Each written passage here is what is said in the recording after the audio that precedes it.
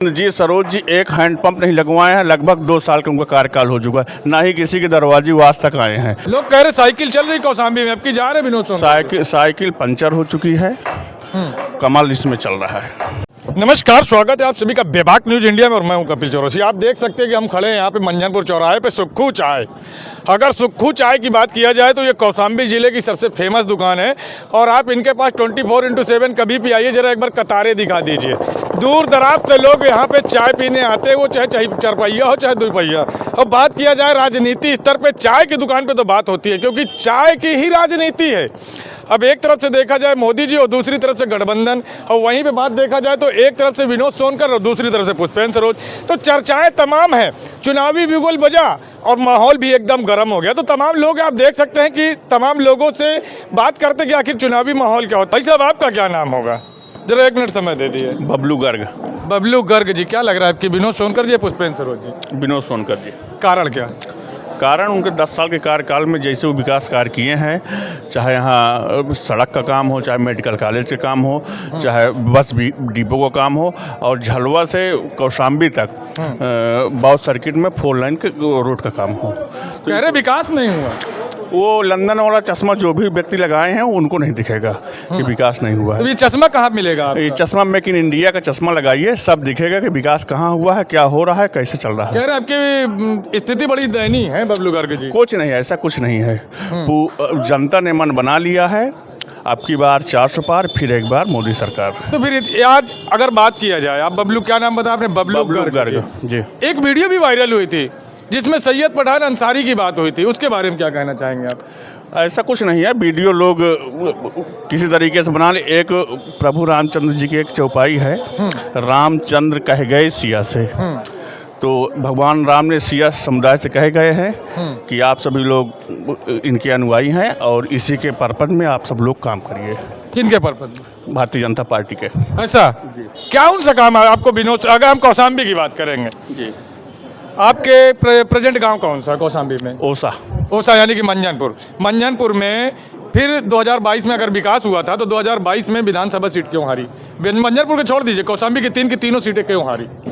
कुछ समीकरण थे, लोकलिटी में कुछ प्रत्याशियों का विरोध था, या कुछ ऐसे कुछ कार्य हुए होंगे जिससे लोगों का विरोध था, और जनता अब पछता रही है क्योंकि 2022 में जिन भी प्रत्याशियों को जिताए हैं समाजवादी के लोगों को, आज तक वो न किसी के सुख में न किसी के दुख में कभी आने को उन्होंने काम नहीं किया। कह रहे इंद्रजीत सरोज जी थे, अभी भी हैं, उन्होंने पूरा चमका दिया। ऐसा कुछ नहीं, इंद्रजीत सरोज जी एक हैंडपंप नहीं लगवाए हैं, लगभग 2 साल का उनका कार्यकाल हो चुका है, ना ही किसी के दरवाजे वो आज तक आए हैं। अब उनके लड़के चुनाव लड़ रहे हैं तो वही तरीका तो कह रहे विनोद सोनकर जी भी, तो हमने चेहरा ही नहीं देखा। लोग विनोद सोनकर जी हर हफ्ते शनिवार को जनता दर्शन मंझनपुर कार्यालय में करते थे, वहाँ बराबर आते थे, जो कोई भी सुख दुख में बराबर शरीक हुआ करते थे।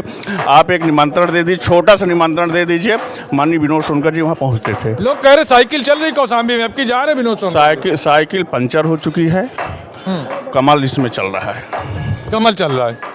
भैया कह रहे हैं कि विकास होवे नहीं बा, सांसद जी दिग्बे नहीं में, लगातार उनकी एक के बाद एक वीडियो वायरल हो रही है। आप देख रहे हैं, आप भी शायद कौशाम्बी से ही हैं। बिल्कुल हैं। सिराथू विधानसभा से थोड़ा बहुत मैं आपके बारे में जानता हूं। आप सिराथू में देख लीजिए, ऐसी कोई भी रोड नहीं है जो गड़बड़ हो। जो 3 मीटर की थी आज 5 मीटर की हो गई, जो 5 मीटर की आज 7.5 मीटर की हो गई है।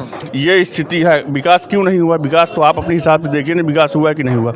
आप समझिए 3 पुल बन गए हैं, ओवरब्रिज, 11 अंडर ब्रिज बने हैं कौशाम्बी में। उसके बाद चारों तरफ 4 लाइन राम वनगमन मार्ग, अयोध्या से चित्रकूट चल रहा है। कौशाम्बी में आप देख रहे हैं काम बराबर चल रहा है, लगभग 20% काम भी हो चुका।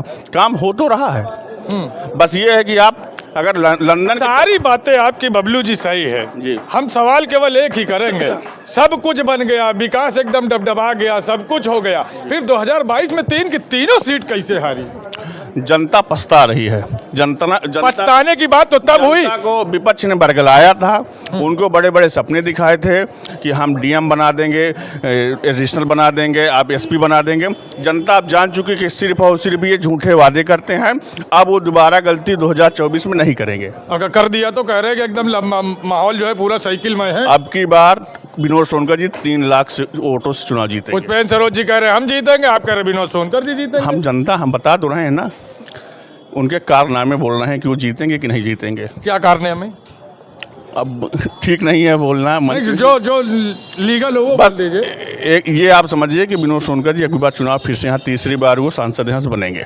ऐसा जी। कहीं ऐसा ना हो जाए 2022 की तरह अधर्म में ऐसा लग कुछ जाए। नहीं, ऐसा जैसे आप कह रहे हैं कि ऐसा ना हो जो, ऐसा हम भी कह रहे हैं कि यहाँ ऐसा कुछ भी नहीं होगा। मतलब पूरी तरह से कॉन्फिडेंस है। Confidence अरे के साथ युवा लड़का आया है भाई लंदन से पढ़ के, वो लंदन है, बस लंदन की भाषा समझते हैं, गांव की भाषा वो नहीं जानते। उसके पिताजी के राजनीतिक कैरियर बड़ा लंबा चौड़ा है, कुछ नहीं, भ्रष्टाचार के अलावा उनके पास कोई करियर तो नहीं। उन्होंने पूरे मंजनपुर का विकास कर दिया, चमचमा दिया। कह रहे हैं कि जिला विकास उनकी देन है, किसको- सब कुछ उन्हीं की देन है। भारतीय जनता पार्टी के समय में ही ये जिला बना है, उनकी क्या देन है? कलेक्टर आना कोई विकास है, पुलिस लाइन बनाना कोई विकास है, मंडी बनाना कोई विकास है, ये तो स्वाभाविक है।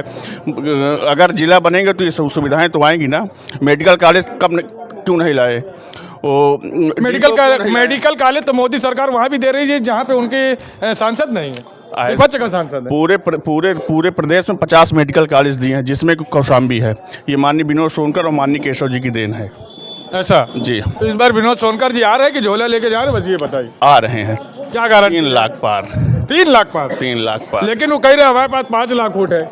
और ऐसा कुछ नहीं, उनको आप कहने दीजिए ना। ग्राउंड जीरो की आप बताइए। ग्राउंड जीरो में बता रहे हैं 3 लाख वोटों से चुनाव जीतेंगे विनोद सोनकर जी।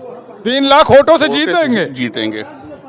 फिर से आप समझ लीजिए, ऑन कैमरा हमारा चल रहा है। कैमरा ऑन है, इस रिकॉर्डिंग को रख लीजिएगा। 4 जून के बाद इस रिकॉर्डिंग को आप वायरल करिएगा। बिल्कुल करेंगे।